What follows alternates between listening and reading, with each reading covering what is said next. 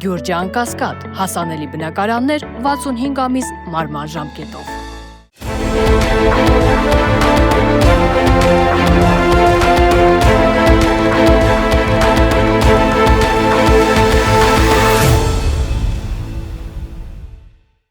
Բարև ձեզ, Մեդիա Hub-ի հարգելի հետևորդներ, եւ այսպես Մեդիա Անալիտիկ հաղորդումը շարունակում է իր աշխատանքը եւ մենք 2026 թվականին հանդիպում ենք առաջին անգամ։ Հետևաբար, թեպետ փոքր-ինչ ուշացումով, սակայն ուզում եմ շնորհավորել մեր բոլոր հայրենակիցների ամանորն ու Սուրբ Ծնունդը։ Մաղթում բոլորին մեծագույն ձեռքբերումներ ու հաջողություններ, թե անձնապես թե հավաքական առումով։ Սակայն հավաքական առումով մեր ձեռքբերումները կախված են 2026 թվականի խորհրդարանական ընտրություններից։ Բոլորս գիտենք, որ մի քանի ամսից մեզ սպասվում են ընտրությունները, որը հնարավորություն է տալի հեռացնելու Նիկոլ Փաշինյանին։ Եթե մեզ հաջողվի հեռացնել Նիկոլ Փաշինյանի վարչակազմին, ապա մենք կունենանք ռեալ հնարավորությունների շանս։ Իսկ եթե Աստված մի արասցե Նիկոլ Փաշինյանը վերարտադրվի, ապա որևէ հաջողության մասին խոսքից լինել չի կարող։ Իհարկե շատ է խոսվել այն մասին, որ Նիկոլ Փաշինյանին հեռացնելու լավագույն եւ արագ տարբերակը արտահերթ ընտրություններն են։ Եթե ընդդիմությանը հաջողվեր Նիկոլ Փաշինյանին պարտադրել այդ արտահերթ ընտրությունները։ Սակայն հաշվի առնելով ժամանակի սղությունը, քաղաքական ռացիոնալությունը թելադրում է, որպեսզի մենք բոլորս արդեն իսկ պատրաստվենք եւ ոչ միայն արդեն իսկ, այլ տևական ժամանակ դեռևս սկսած պատրաստվենք հերթական ընտրություններին, որովհետեւ քաղաքական ուժերը քաղաքական դասական առումով պետք է պատրաստ լինեն թե արտահերթ եւ թե հերթական ընտրություններին։ Ի տարբերություն իշխանության, ընդդիմությունը ընտրություններին պատրաստվում է օգտագործելով բացառապես քաղաքական գործիքակազմ։ Այն է տարբեր ուժերի միջև հանդիպումները, կոնսուլտացիաները, հանդիպումները բնակչության հետ, քաղաքական ծրագրերի մշակումները, առողջ մրցակցությունը ընդդիմադիր դաշտում եւ հասկանալի է մնացած բոլոր այն գործիքակազմով, որը որ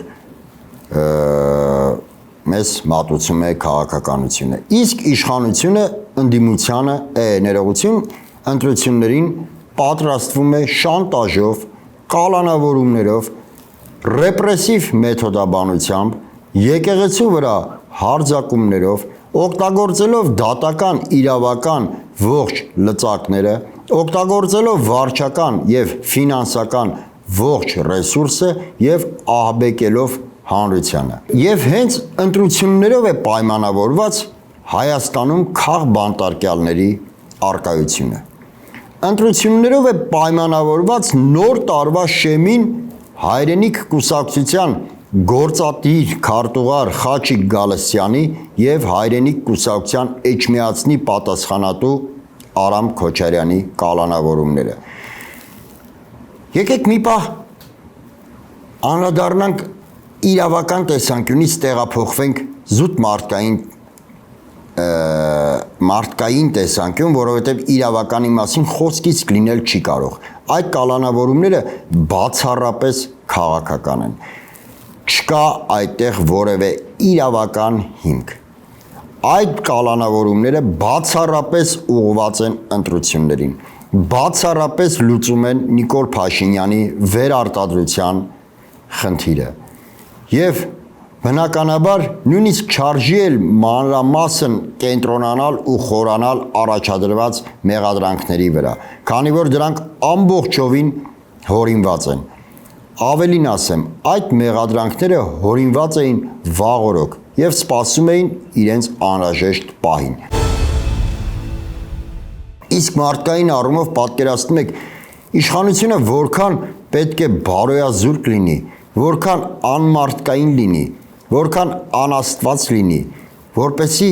շինծու մեղադրանքներով մարդկանց կալանավորի ամանորից ընդամենը 1-2 օր առաջ։ Մարդկանց ընտանիքներին զրկի իրենց հարազատի հետ ամանորը նշելուց։ Կանանց զրկի իրենց ամուսինների հետ նոր տարին եւ Սուրբ Ծնունդը նշելուց։ Երեխաներին զրկի իրենց հայրերի կողմից նվեր ստանալու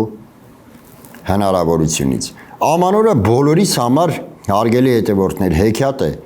հեքիաթ դրական առումով, եւ այստեղ տարիքը ոչ մի կապ չունի։ Յուրաքանչյուր երեխա անկախ տարիքից երջանիկ է լինում, երբ իր ծնողի կողմից ամանորին ստանում է նվեր։ Յուրաքանչյուր կին իրեն մեծապես գնահատված եւ սիրված է զգում, երբ ամուսնու կողմից ամանորին ստանում է վերաբերմունք, ստանում է նվեր։ Նվերը հարգելի հետևորդներ, միայն նյութական չէ, նվերը նաև հոգևոր է։ Նվերը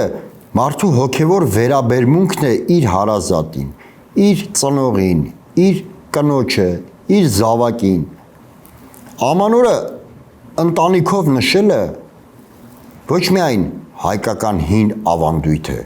այլև ընտանեկան հոգևոր մեծագույն արժեք։ Եվ պատկերացրեք, իշխանությունը որքան այլասերված պետք է լինի, որպեսի այդ հորինված մեղադրանքներով չսպասի նույնիսկ որպեսի տարին փոխվի եւ մարդկանց միանգամից կալանավորի ամանորի շեմին։ Այնուհետև հանգիստ խղճով կարծես ոչինչ չի եղել գնան եւ իրենց ընտանիքների հետ նշել ամանորը։ Հիմա այդ կալանքը տված դատավորը ինչպես է կուլ տալու ամանորյա կերակուրը, երբ նա երկու անմեղ մարդու ուղարկել է բանտ։ Դրանից առաջ ուղարկել են բանտ մի շարք, եթե չեմ սխալվում, մոտ այս պահին Հայաստանում կա մոտ 30 քաղբանտարկյալ։ Եվ այսպես վերադառնանք քաղաքական բաղադրիչին։ Այդ ամենը, էլ եմ շեշտում, պայմանավորված է միայն ու միմիայն Նիկոլ Փաշինյանի վերարտադրությամբ։ Քանի որ Նիկոլ Փաշինյանը մսխել է հանրային վստահությունը, քանի որ Նիկոլ Փաշինյանը մսխել է քաղաքական լեգիտիմությունը, նրան այլ բան չի մնում անելու, քան դիմել ռեպրեսիվ մեթոդաբանությամբ։ Խաչիկ Գալստյանի կալանավորմամբ Նիկոլ Փաշինյանը իհարկե չի վախեցնում հայրենիք կուսակցությանը, չի վախեցնում Խաչիկ Գալստյանին, քանի որ հայրենիք կուսակցությանն ու Խաչիկ Գալստյանին վախեցնելը անհնար է։ Նիկոլ Փաշինյանը դրանով փորձում է ահաբեկել հանրությանը, փորձում է վախի մթնոլորտ տարածել հանրության մեջ։ Շարքային քաղաքացիներին ուզում է հասկացնել, որ ես բոլորիդ հետ կվարվեմ այսպես։ Բոլորիդ համար կան հորինված մեղադրանքներ։ Ահա սա է Նիկոլ Փաշինյանի ուղերձը հանրությանը։ Նույն ընտրություններով է պայմանավորված նաև հայ առաքելական եկեղեցու դեմ այս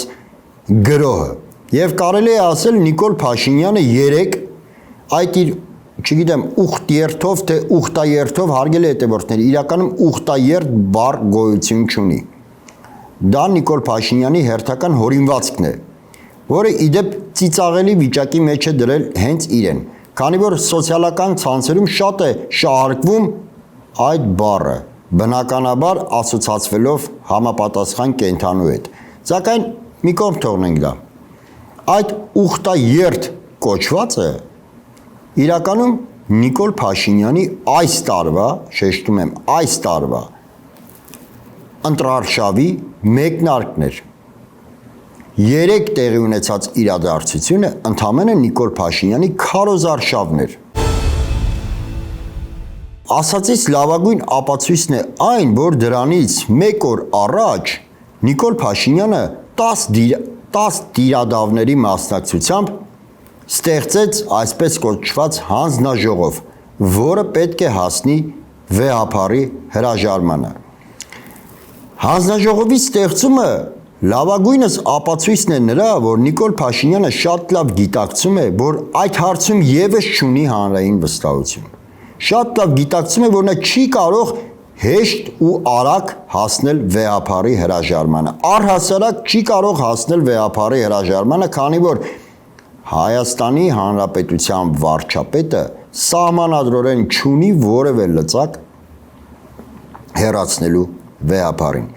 Հետևաբար հանձնաժողովի ստեղծումը այն շղարշն է, որը Նիկոլ Փաշինյանը ստեղծում է, իբր ինքը գործուն քայլեր է ձեռնարկում վեհապարին հեռացնելու ուղղությամբ։ Այնինչ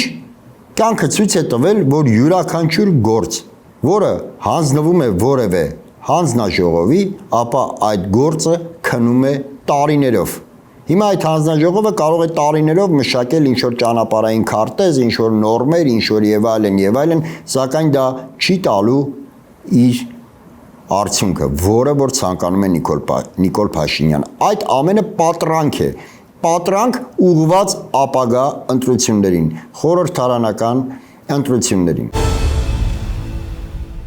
Ինչ վերաբերում է 3 Նիկոլ Փաշինյանի ելույթին, որը նա ունեցավ եկեղեցու բակում։ Յուրաքանչյուր քրիստոնյա, յուրաքանչյուր հավատացյալ պետք է իրոք խորապես վիրավորված զգա իրեն Նիկոլ Փաշինյանի երեկվա ելույթից։ Յուրաքանչյուր քրիստոնյա պետք է համարի, որ այդ ելույթը ստորացնում է իր արժանապատվությունը։ Նիկոլ Փաշինյանի ելույթը ծաղր էր մեր հավատքին, մեր կրոնին, ծաղր էր քրիստոնեությանը, վիրավորանք Հիսուս Քրիստոսին։ Հիշենք, թե ինչ էր ասում Նիկոլ Փաշինյանը իր ելույթում։ Նա ներողություն էր խնդրում Հիսուս Քրիստոսից, հայտարարելով, որ մենք իրեն մենակ ենք թողնում եւ խոստանում էր, որ այլևս մենք Հիսուս Քրիստոսին մենակ չենք թողնելու։ Նման ծաղր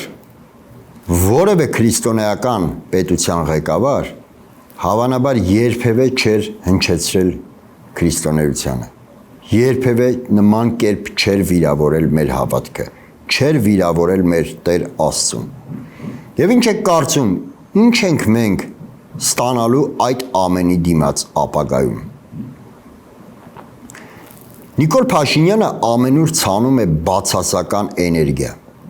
Նիկոլ Փաշինյանը հենց 2018 թվականից գալով իշխանության բերեց այդ բացասական էներգիան, եւ դա չի կարող անհետևանք մնալ։ Արդյունքում մենք ունեցանք ավերված հայրենիք, արդյունքում ունեցանք բազմահազար զոհեր, բազմահազար մահեր, բազմահազար վիրավորներ ու հաշմանդամներ։ Քանի կա Նիկոլ Փաշինյանը, մենք չենք կարող այդ ամենից խուսափել, որովհետև նրա ծաղրը անպայմանորեն ունենում է իր հետադարձ ուժը։ Նրա բացասական էներգիան ունենում է իր հետադարձ ուժը։ Ամենևին մի կարծեք, որ միստիկ տիրույթից եմ ես խոսում, ոչ հարգելի հետևորդներ։ Ամենևին էլ իմ ասածներս միստիկ չեն։ Նայեք Նիկոլ Փաշինյանի ողջ քաղաքական ընթացքը, հետագիծը, եւ դուք ամենուր կբախվեք մահվան։ Իսկ այժմ Նիկոլ Փաշինյանը մեր զոհերի արյան գնով, արյունը ավելի շուտ վերածում է բիզնեսի։ Ադրբեջանական այսօր բենզինով, վաղը մի այլ ադրբեջանական որևէ մթերք կլինի, թե նավթամթերք, թե սնունդ կարևոր չէ։ Եվ մենք հերթական անգամ կանգնելու ենք, ավելի շուտ ոչ թե հերթական անգամ, այս անգամ արդեն առաջին անգամ ուղիղ կանգնելու ենք թուրք-ադրբեջանական էքսպանսիայի առջև։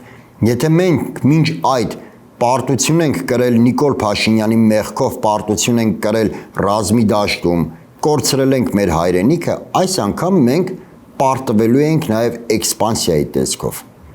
Փլուզվելու է մեր ողջ տնտեսությունը եւ մենք բացի քաղաքական կախվածություն ձեռք բերելով Թուրքիայից ու Ադրբեջանից, ձեռք ենք բերելու նաև տնտեսական կախվածություն։ Այսինքն Նիկոլ Փաշինյանը բերում է նրան, որ չի կարող այսուհետ գոյատևել Հայաստան, եթե չլինեն Ադրբեջանն ու Թուրքիան։ Հետևաբար, հարգելի հետևորդներ, անդրադառնալով իմ խոսքի սկզբում հնչեցրած բարեմաղթանքին, որ մենք